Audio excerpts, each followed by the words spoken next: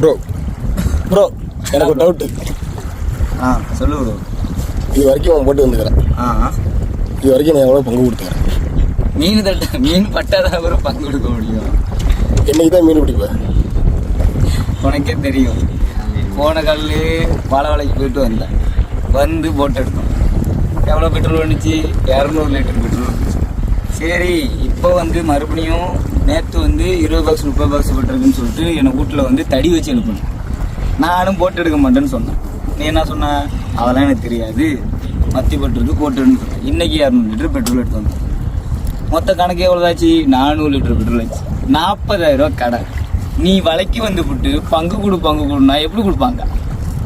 ஏண்டா ஃபைனலாக என்ன தான் ப்ரோ பண்ணலாம்? போட்டோ எடுத்துலாமா? போட்டோ எடுத்துடலாமாவா? போட்டோ தாலி போய் பிரிச்சுலாம். நிலமை தான் வரும் போல். கடை வேற ஏறிட்டு போகுது. அந்த நிலமை தான் வரும்.